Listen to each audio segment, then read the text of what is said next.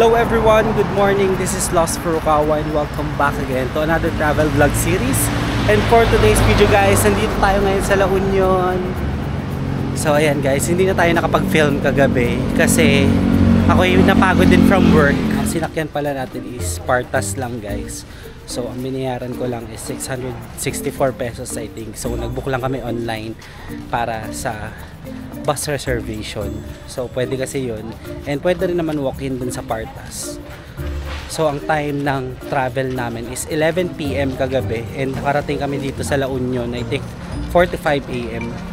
And nag-early check-in na rin kami dito guys sa La Union. And may dagdag bayad lang sa transient house. So separate video na lang siguro guys yung gagawin natin for the transient house. Pero bago pala ang lahat guys, subscribe muna kayo sa channel ko. Tulungan nyo naman ako ma-reach ang 10k subscribers para makapag-giveaway tayo ng GoPro Hero camera. And para sa mga bago nga pala sa channel ko, ako nga pala isang travel vlogger and gumagawa ako ng mga travel guides both local and international. Kaya sa mga hindi pa nakaka-subscribe, subscribe na. So nandito pala kami ngayon guys sa kanilang parang registration area kasi meron ng bayad ang tourist ng 50 pesos for environmental fee. Ayan, dito sa La Union. So bago lang ito sa akin guys kasi nung pumunta tayo ng 2022 wala pa itong bayad. So ngayon meron na sila dahil siguro para makontrol na rin guys yung environment dito sa La Union Beach. And nandito pala ako ngayon guys sa tapat ng Kapsat. Ayan, ito yung Kapsat guys. So may mga kasama tayo ngayon dito. Ito yung mga college friends ko. Ayan, so sila nagbayad ng environmental fee ko para hindi na ako ma-hassle kaka-vlog dito. Itinerary natin today is chill morning lang dito sa La Union. Para actually wala talaga kami maisip na itinerary. So eto muna. Kung ano lang muna yung mapuntahan namin ngayon dito sa La Union Beach, yun lang din muna. Ayan na guys, papunta na kami ngayon sa LU Beach.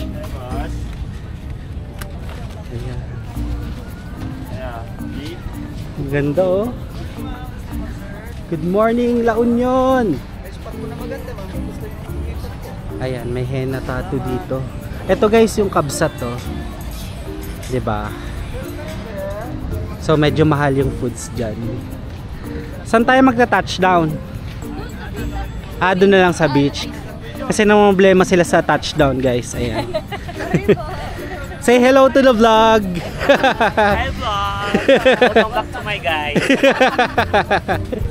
Ayan, so tapos na sila mag-picture taking dun sa mga surfboards. So ngayon papunta na kami sa waves. Ayan, ang lalakas kasi ng alon guys. Guys, look at this beautiful waves. Wow. Ayan, no swimming. Oh, meron na sila dito. May mga lifeguards na rin. 'Di ba? Ayan guys, so tingnan niyo kung gaano kalakas yung alon. Grabe. Kaiba talaga guys. 'Di ba?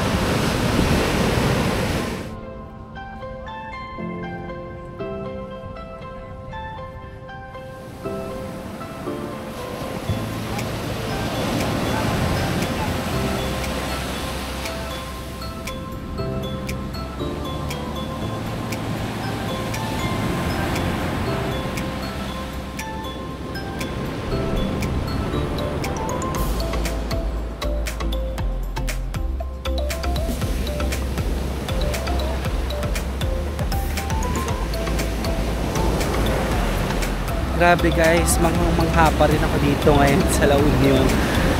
Talagang surfing capital. Itong waves ng La Union Beach. Grabe, ang ganda. Sulit na sulit oh. Ang ganda rin ng sunset. Sunset po guys. Ang ganda rin ng araw guys kasi talagang tutok na tutok sa inyo. And napakarami rin nagsiswimming. Although bawal mag-swimming kasi napakalakas ng alon. Pero ayan, talagang makukulit ang mga Pinoy.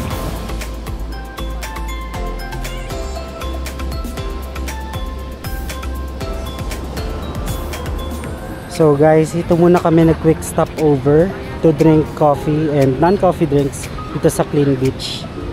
Yan guys, oh. Ang ganda na ng kanilang mga mini cottage. 'Di ba? Tapos with this amazing view of La Union Beach. Oh, 'di ba? Napakaganda guys.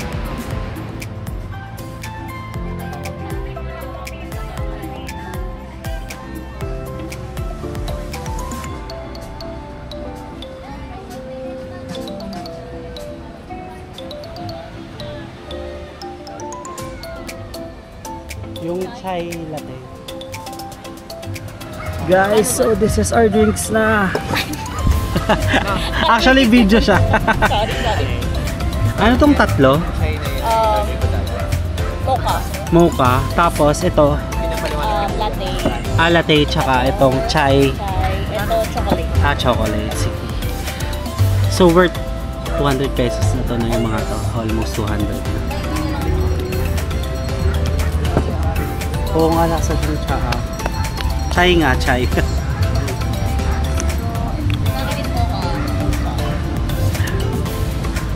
Para hindi na nag-palpitate. Kasi kanina pa tayo nagkakape. Kanina pa nagkakape? Best pa kami. Best pa lang inakulang ko. Best sa isang araw. Kagabi hindi kayo naglape sa Greenbelt. Okay. Parang kulang. Kamusta po yung review nyo? Siguro kailangan mo lang siyang haluin. Ito yung chocolate? Yung mocha. Mocha. Chocolate. Kailangan haluin muna. Oo, hindi ko kailangan mong... Yung sa'yo, ma'am, Hindi sa kanya kamusta yung review? I'm a bit disappointed. Wow. Yung sa akin masyadong ma-coffee. Masyado Sa mako. akin parang ang taba. Ano ba yung sa'yo? Latte. Latte.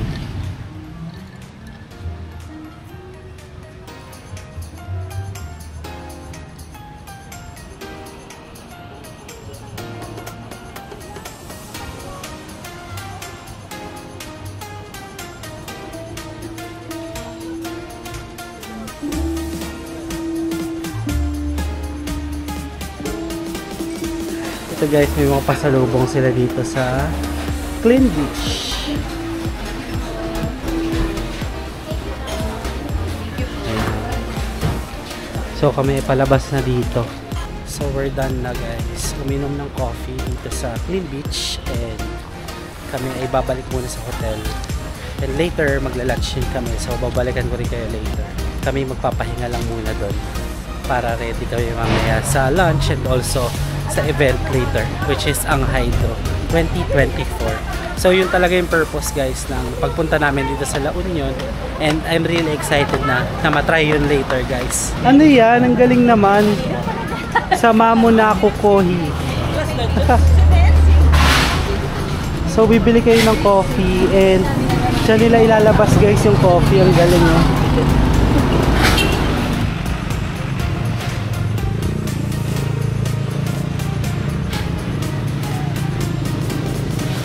So I'm finally back guys, and nakatulog ako ng mahimbing dito sa ating transient house. So medyo naka-recover din tayo, and ngayon hahanap kami ng lunch around lang dito sa transient na pinagtutuloy namin. So let's see kung saan kami kakain, and inaantay ko naman sila bumaba. Ayan na sila guys. So tara, maglalakad na ulit tayo dito sa La Union Highway. Medyo minute walk lang. Ayan, nandito na kami ngayon sa Amaras, no? Ayan, dito kasi guys yung aming transient sa Orbis Tondo. Papasok lang kayo dyan. Ayan, pumasok na yung mga kasama ko. So, ito yung kanilang menu for today. Ayan. So, hindi naman guys ganun kamahalan yung presyo. Kaya sinuggest ko sa kanila din ito. Kasi medyo okay yung price.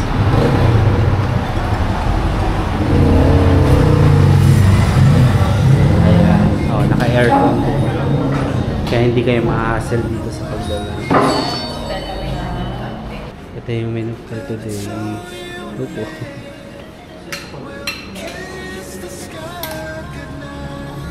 May napili na kayo.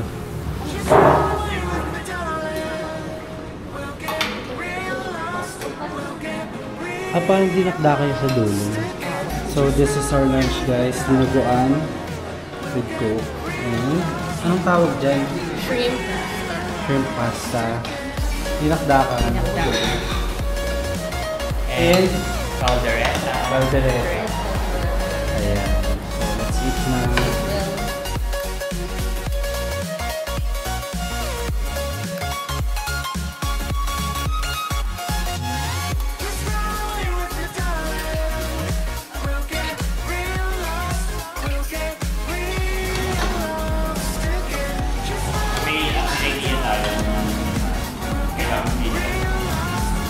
And we're finally back here guys at Transient.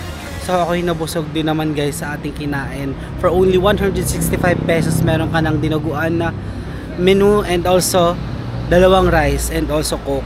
Talagang napakamura sa Amaras Nook. And kung mapapansin nyo guys, medyo may kaingayin kasi may ginagawa ngayon dito. Napakaraming transient house ang ginagawa ngayon dito. And ito talaga siguro yung pangunahing business nila dito. And also guys, grabe, nung tinanong namin, halos pare-pareho lang din yung owner nitong mga transient house na to. So, di ba? Ang yaman. Sana all po. So, dito ko muna siguro puputulin guys kasi magre-ready kami for the Hydro Music Festival later. And let's see what Hydro can offer to us. Kasi first time ko makaka-experience ng ganon. Buti na lang guys, tayo ay nagrenta nitong Osmo Auction 4 for the water activities. Kasi Hydro means parang basaan yun guys. So, yun lang muna for the first part dito sa ating La Union Travel Vlog Series. So, kung nagustuhan nyo itong video na to, don't forget to follow me Facebook page, Instagram at Lost Furukawa. And if you want to do business or sponsorship with me, you can email me at lostfurukawa19@gmail.com. And also guys, don't forget to hit like, subscribe, and notification bell para updated kayo sa mga bagong uploads ko pa. That's it guys, I really appreciate you being here. Let's start on another La Union vlog again in the next one. Bye!